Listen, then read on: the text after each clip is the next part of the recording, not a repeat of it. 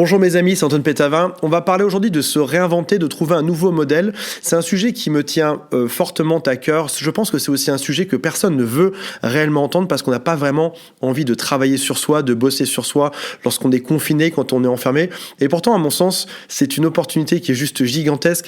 Et ce que j'aimerais faire dans cette vidéo, j'ai vu beaucoup de vidéos sur le pouvoir de se réinventer, le pouvoir d'être meilleur, le pouvoir de changer les choses quand on est tout seul enfermé chez soi. J'aimerais faire quelque chose d'un peu différent aujourd'hui dans cette vidéo. J'aimerais vous donner des exemples concrets de choses qu'on peut faire résolument de chez soi pour se modifier en profondeur. Alors encore une fois, je sais que 99% des gens ne veulent pas entendre ce genre de conseils et je vous recommande d'aller sur Netflix, les autres, d'aller faire autre chose, d'aller passer du temps à faire autre chose plutôt que de chercher à vous réinventer. On a l'opportunité aujourd'hui de passer du temps avec soi-même. Alors, être coincé entre quatre murs, d'un point de vue métaphorique, ou si on regarde dans une comparaison, on est déjà à la base nous-mêmes enfermés dans notre propre cerveau. C'est-à-dire qu'on est déjà coincé dans notre vie, dans notre tête. Et être coincé entre quatre murs, c'est une espèce de belle métaphore sur le fait que on est coincé dans notre tête et là, on est coincé physiquement dans quelque chose. Et c'est un moment privilégié où on va pouvoir venir se réinventer, penser différemment et changer notre vie en profondeur. Je t'explique quelque chose. Déjà, je remarque qu'autour de moi, là, au bout de quelques jours de confinement, je trouve que les gens sont plus heureux. C'est ce qu'on me confie. Alors, bien sûr, pas ceux qui sont malades. Bien sûr, c'est une catastrophe d'avoir un virus pareil. Et on est bien d'accord. Maintenant, tirons la chose positive de tout ça. Beaucoup de personnes me disent se retrouver avec plus de sérénité, plus de calme dans leur vie aujourd'hui, dans un monde qui est moins stressé, moins basé sur du consumérisme, etc. Un exemple très simple, je vais te donner 2-3 exemples de ma vie, après ça on va passer sur 5-6 exemples de ta propre vie. Exemple de ma vie, très concret, on commence par moi. J'avais des bureaux qui étaient à 10 minutes de route d'ici et j'ai dû me réinventer, j'ai dû appeler des établissements près de chez moi et j'ai trouvé des bureaux qui sont juste ici, on n'est pas chez moi ici, on est dans les bureaux, enfin dans des bureaux en tout cas pour l'occasion, et il se trouve que j'ai plus de bonheur à être à 2 pas de chez moi qu'à être à 20 minutes de chez moi. Alors tu vas me dire détail, oui, sauf que tu es la personne la plus importante de ta vie, donc si tu es juste 10% ou 15% plus heureux dans la vie que tu as aujourd'hui, c'est déjà quelque chose de gagné. Si tu es 10% plus heureux, tu feras peut-être 10% de business en plus, tu feras peut-être 10% de sourire en plus, tu seras peut-être 10% plus heureux en couple, etc. Chaque pourcentage compte. Chaque chose que tu fais en plus dans ta vie, qui vient modifier un peu ta vie, compte. J'ai aussi découvert qu'en bossant 1 heure ou 2 de moins par jour, j'étais aussi plus heureux. Donc, qu'est-ce que je retiens de tout ça? Si jamais je prends ça en compte, je suis la personne la plus importante de ma vie, tu es la personne la plus importante au monde, prends soin de toi et trouve le bon temps de travail ou le bon endroit de travail ou la bonne façon de te comporter pour être plus heureux. Tu sais, c'est un peu comme dans les avions, quand on te donne les consignes avec les masques à oxygène, on te dit toujours, quand le masque tombe, ne le mets pas sur tes enfants, mets-le toujours sur toi. Parce que si toi, tu peux vivre et tu peux survivre, tu vas pouvoir aider ensuite tes enfants et tous ceux qui t'entourent.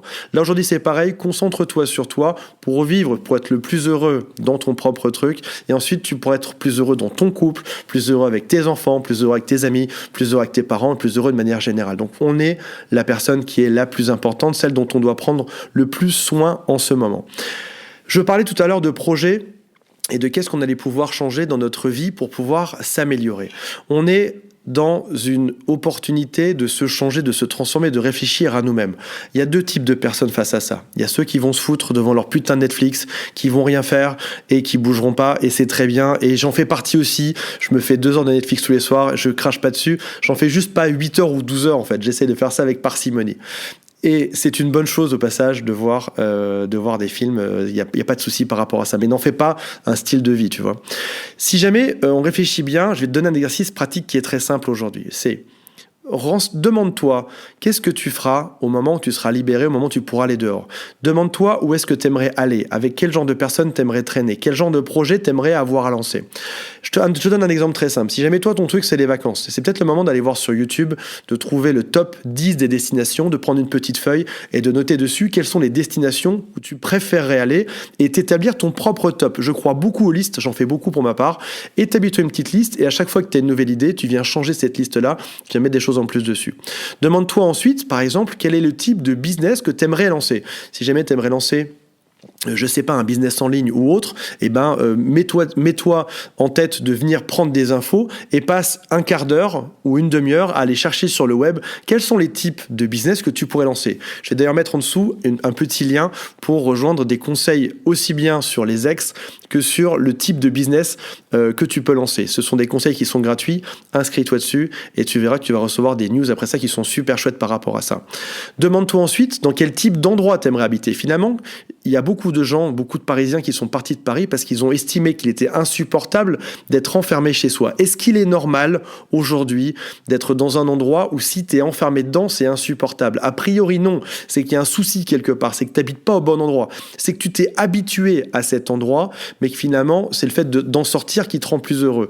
Trouve-toi un endroit, une base arrière, une maison où tu es heureux de vivre. Et demande-toi peut-être quel est l'endroit où tu aimerais habiter demain. Donc on a vu tout à l'heure, demande-toi ce que tu vas changer pour ton business. Demande-toi où est-ce que tu pourrais voyager.